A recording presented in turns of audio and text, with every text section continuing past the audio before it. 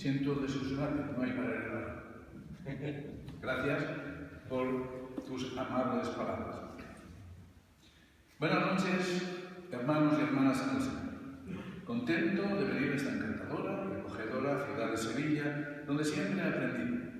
Y contento, realmente, de hablar, de estar, de compartir en esta comunidad de amor que ya me ha acogido en otras ocasiones. Miren ustedes, hoy es fiesta en Valencia. Mi diócesis celebra la solemnidad del mártir San Vicente, aquel diácono, servidor de Dios, que entregó su vida haciendo real la misericordia del Señor. Es providencial que sea justamente hoy el día en que se le invita a hablar de la misericordia divina en el Antiguo Testamento. Les traigo de todo corazón un saludo cordial, fraternal y jubiloso de mi tierra, que aspira a vivir este jubileo de la misericordia con otro jubileo añadido, el del Santo Cáliz. Ese Santo Cáliz que el mismo mártir, el diácono San Vicente, trajo de Roma, el glorioso cáliz de la muerte de la Santa Cena del Señor, de su misericordia. Hablando del cáliz, y puesto que me invitan a poner el foco en la misericordia, me parece adecuado enmarcar esta conferencia con elementos propios de una misa. Una celebración eucarística es, como todos ustedes saben, la manifestación más eminente de la misericordia divina. Y lo quiero hacer no tanto por un determinado requisito espiritual, menos exigible aquí que allí, sino por los contenidos de la votación que les presento, en especial en el inicio y en la finalización.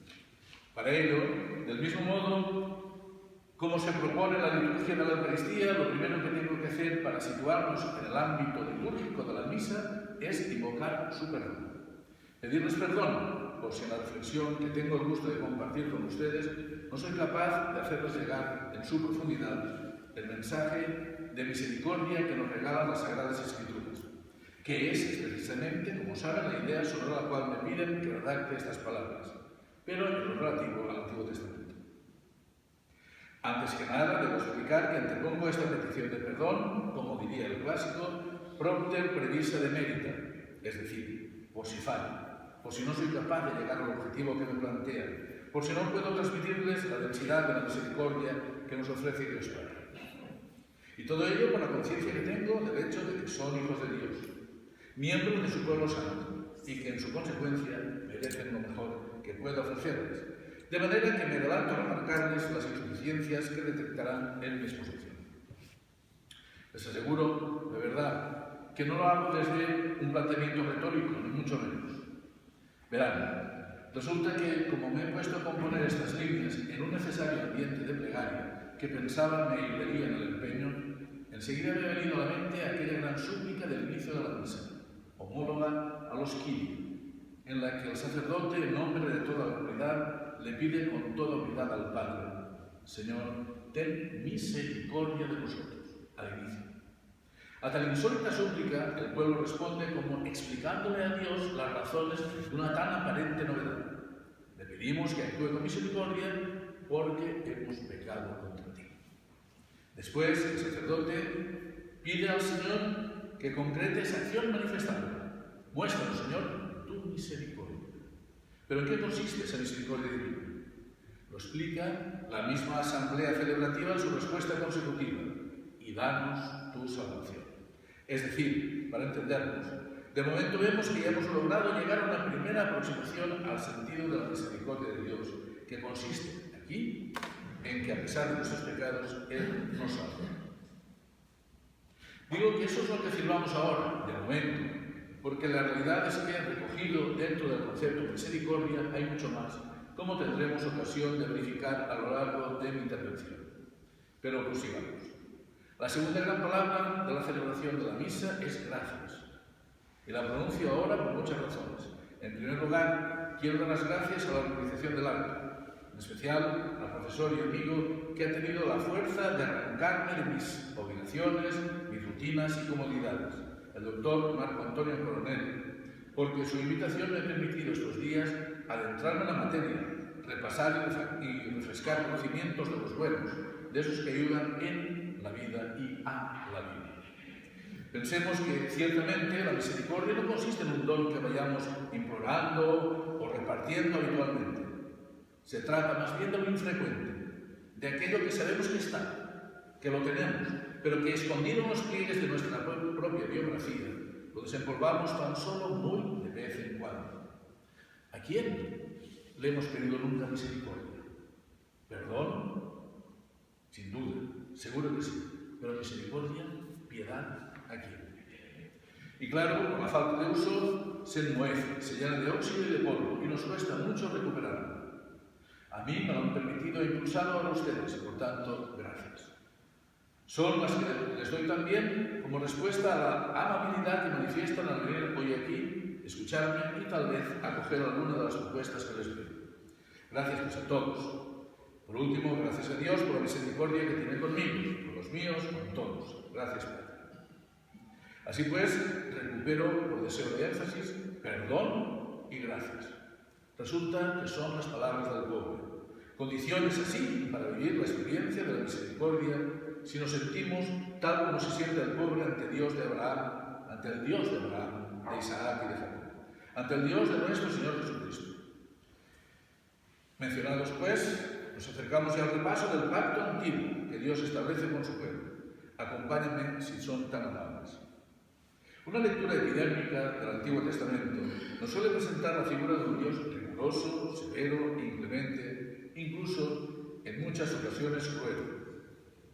Como la anotación del detalle sería excesivamente prolija, basta evocar la exigencia, después rechazada, de Dios a Abraham instándole a que matara a su tan deseado hijo Isaac. O traeremos al recuerdo del terrible paso, pasar, del ángel exterminador la noche de la Pascua liberadora de los hebreos. Tal vez también recordaremos las numerosas y sangrientas batallas cuyo protagonismo generalmente descansa sobre Yahvé, y etcétera, etcétera. Por no alargarme, convocaré en último lugar al salmista, a ver qué nos cuenta. Lo escuchamos atónitos. Dios aplasta la cabeza de sus enemigos, los cráneos de los malvados contumaces. Aplastar la cabeza, los cráneos. Hay que ver qué sentimientos manifiesta aquí el Deus Sabaoth, el Señor de los ejércitos. Para evitar tentaciones, sin embargo, debo apresurarme a explicar que eso no es lo que Dios hace, sino, fíjense bien, lo que le pide el salmista ya. El estudioso experto argumenta que de ese texto emana un sabor oriental por la corpulenta fantasía del poeta antiguo.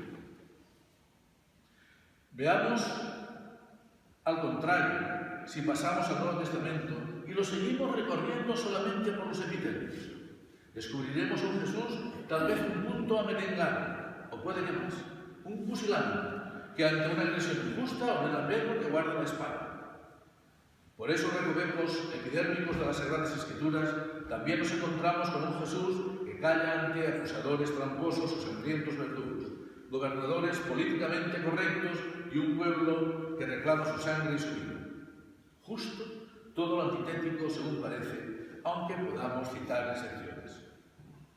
Tal vez fuera ese tipo de lectura lo que llevó a Arrio, cuya doctrina fue tan eficazmente neutralizada por el santo obispo hispalense Isidoro, a concluir que Jesús no era exactamente Dios en y por sí mismo, sino un hombre con atributos divinos.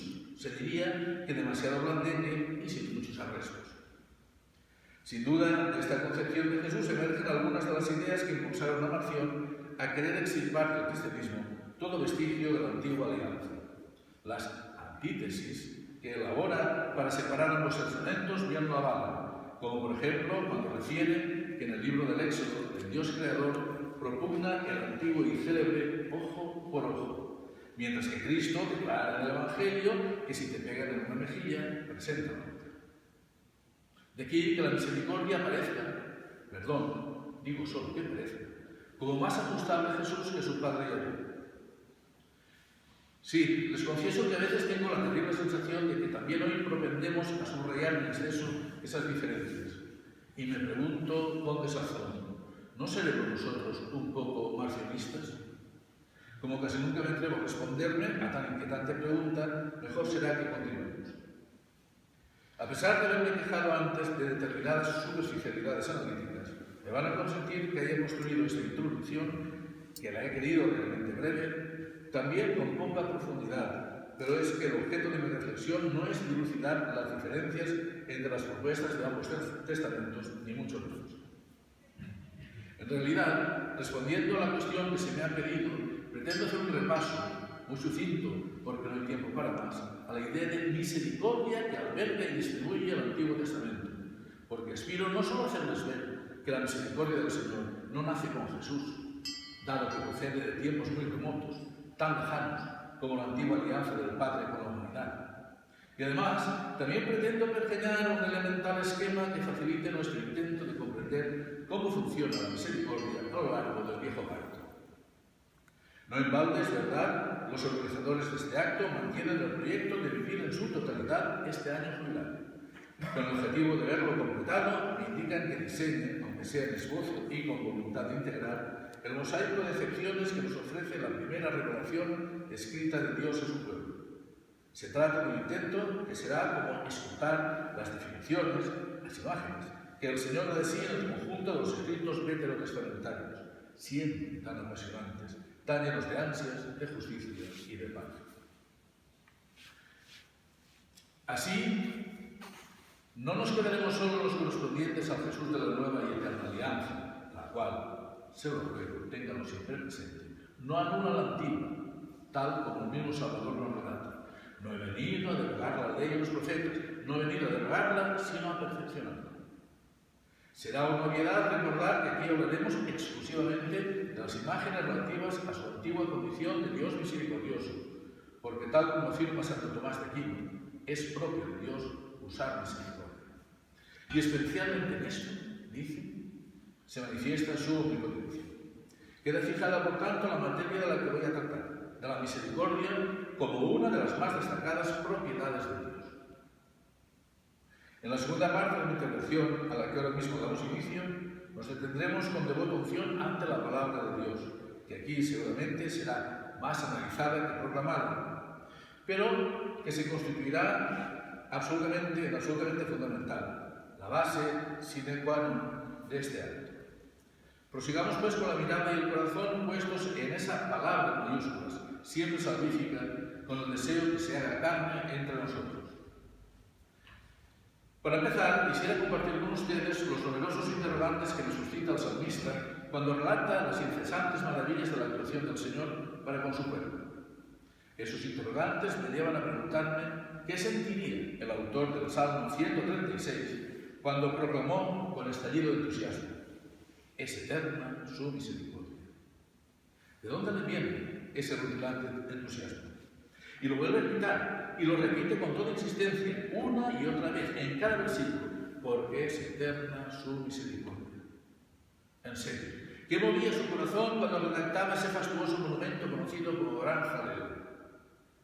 Me impresiona el resultado de sus emociones, capaces de erigir una auténtica catedral de alabanza y Yahvé para ser usada como solemne recinto sacro en las grandes liturgias judías de la Pascua, los tabernáculos y el Año Nuevo.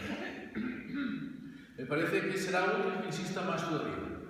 En su salmo encomiástico y encomiado, el agiógrafo define así el compromiso en el amor que Dios ha establecido con su pueblo elegido, porque es eterna, repito, su misericordia y repite él.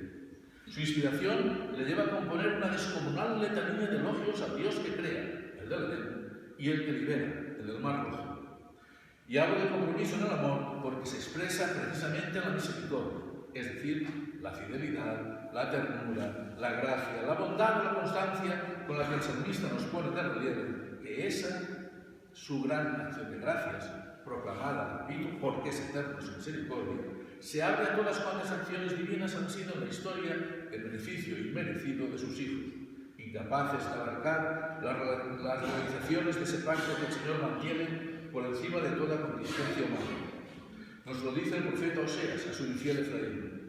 ¿Cómo podría abandonarte, Efraín? ¿Cómo podría entregarte, Israel? Mi corazón está perturbado, se conmueven mis entrañas.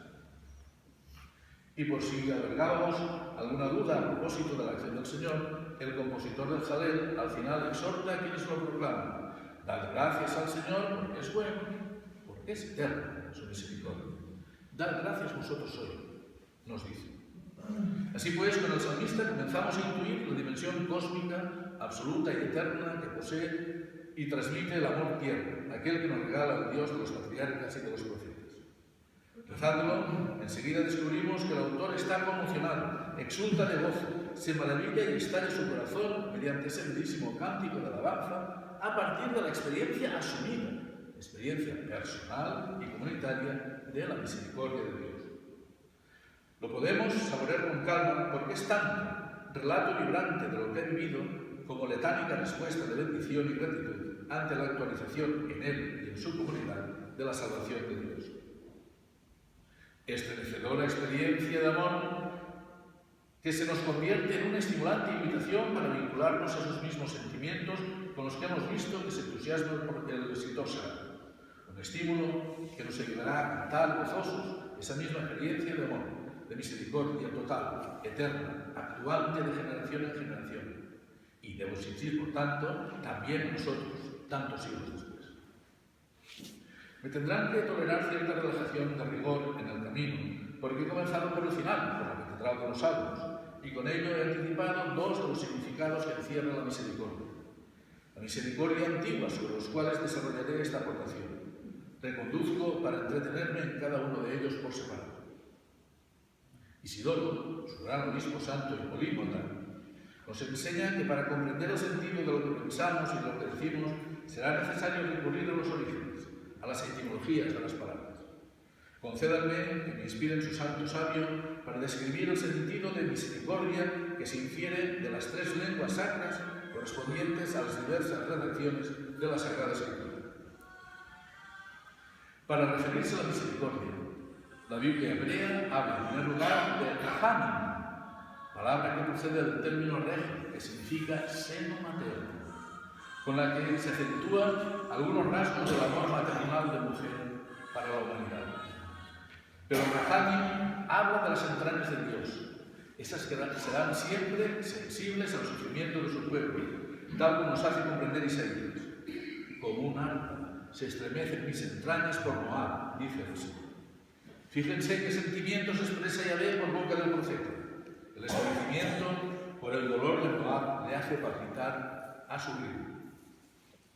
Y cuando la reacción del Señor no sea percibida así por el sufriente, leeremos y exclamará con extrañeza: ¿es que han sido reprimidas tu entrañable ternura y compasión hacia nosotros?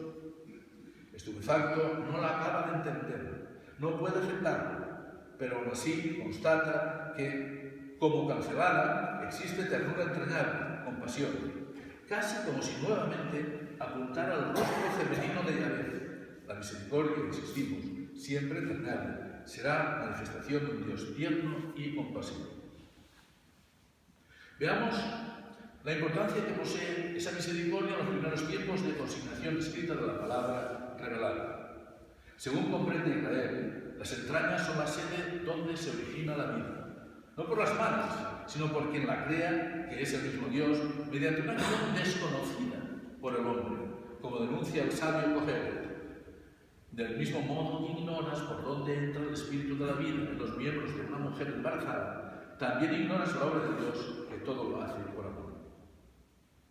Nos damos cuenta que habla no de la carne, sino del espíritu que Dios infunde sobre ella y le da vida. Añadiré una conclusión derivada, y es que, igual que la vida, la misericordia es un misterio propio de Dios, el misterio de una vida frágil, tantas veces violentada por nosotros y tantas veces recompuesta por Él. Si recapitulamos lo afirmado hasta ahora, sabremos que una misma palabra identifica misericordia y entrañas, y todo para generar y regenerar la vida humana, puesto que lo hace el mismo Dios. Así pues, una acción misericordia significa tanto conmoverse, moverse con, o compadecerse, padecer con, como producto de las entrañas, ámbito de restitución de y a la vida. Después hablaré del otro vocablo hebreo que designa la misericordia. Pero siguiendo con el término rahamim, comentaré que posteriormente, en la Biblia Septuaginta, se ha traducido al griego por oiktirmos, término que designa el hecho de enternecerse o conmoverse en cuanto sentimiento. Y los diccionarios lo traducen por misericordia, compasión, piedad. Enternecerse, pues, volver tiernas las entrañas, recoge la delicada efervescencia interior de sentimiento que experimenta el que compadece, el que padece conmigo. Llegamos a la que denominamos nuestra lengua madre, el latín, en la cual descubriremos que con la propuesta de traducirlo por misericordia, la lengua quiso unir los conceptos de miserable, desdichado, y cordes, corazón. El corazón como sede del amor, idea que a través de los tiempos ha perdurado hasta nosotros. Aquí, corazón será la entraña que asume en figura lo mejor de nuestra condición humana y nos otorga capacidad para abrir nuestros corazones al sufrimiento ajeno, o sea, que transforma los corazones de piedra en corazones de carne y con espíritu. Leámoslo en el profeta Ezequiel. Os daré un corazón nuevo y pondré un espíritu nuevo dentro de vosotros.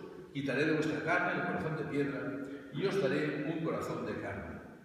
Es ese cambio, metanoia, que conocemos con el nombre de conversión y que podría constituirse en materia de plegaria para nuestra próxima cuaresma. Por tanto, será ese corazón de carne, el espíritu, el que promoverá la misericordia. He consignado una buena diversidad de soluciones que recogen idénticos sentidos o casi, una pluralidad que nos transmite el titánico esfuerzo que han hecho los traductores para expresar una misma idea. Desde las entrañas, convulsión para devolver la vida al desdichado. Y eso nos emociona. Luego vendrán los matices, que por eso y por más las traducciones son traidoras. Las precisiones y los énfasis, riqueza terminológica que ya encontramos en hebreo. Pongamos por caso con el término Hanan, que podemos traducir por disposición cordial, nuevamente el corazón, constante, amable y generosa. Anotaré también la voz Hamal, que tomada en su literalidad significa mantener la vida de un enemigo vencido. Con lo cual nos volvemos a encontrar con la idea de mostrar compasión, conceder perdón o conmutar penas. Otro es el término Hus, que indica piedad y compasión. Y aunque me deje ahora un vocablo por no alargarme más, señalaré que G habla de bondad y de amistad. Todo, como ven, variables de la necesidad de expresar el gran proyecto de amor del Dios de la misericordia. Aunque dé la impresión que toda esa diversidad complica la existencia, les aseguro que una de las tareas más fascinantes con las que me he encontrado es la de analizar en colación diversas versiones de la Biblia. Admira comprobar con qué exactitud, con qué minuciosidad se ha trabajado a lo largo de la historia, porque se trata de la palabra de Dios, y así lo he querido compartir hoy con ustedes.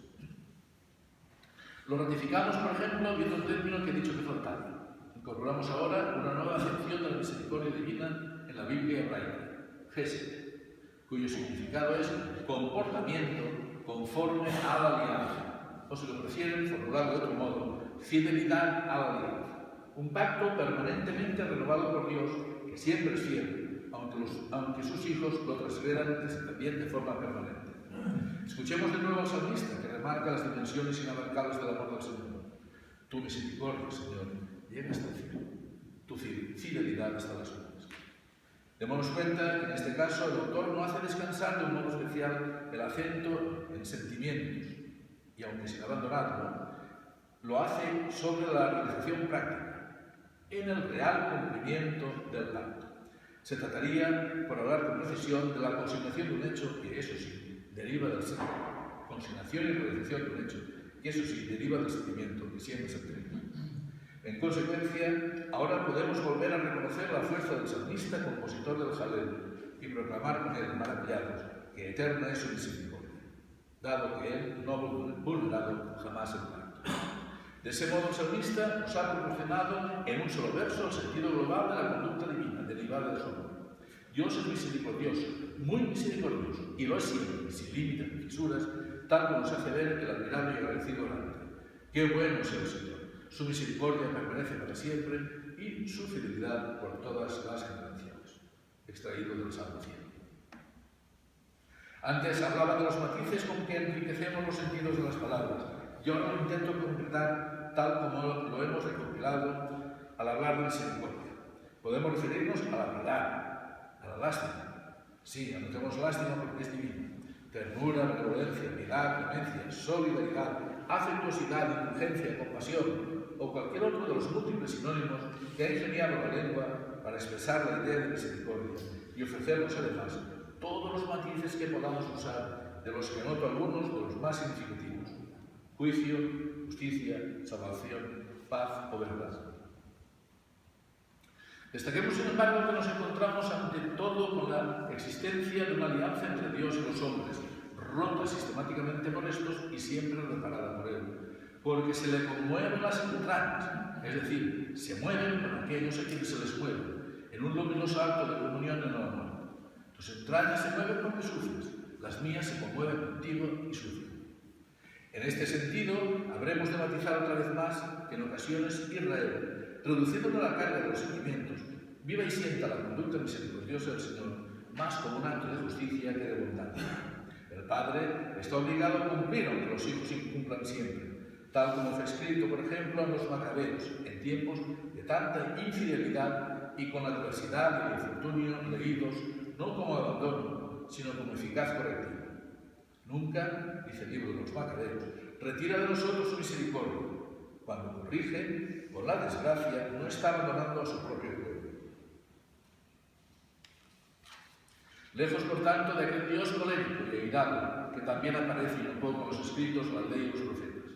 Al contrario, hemos verificado que, en cualquier caso, el rigor divino tiene para Israel una función pedagógico-salvífica, tal como ellos entendían los correctivos en aquel tiempo.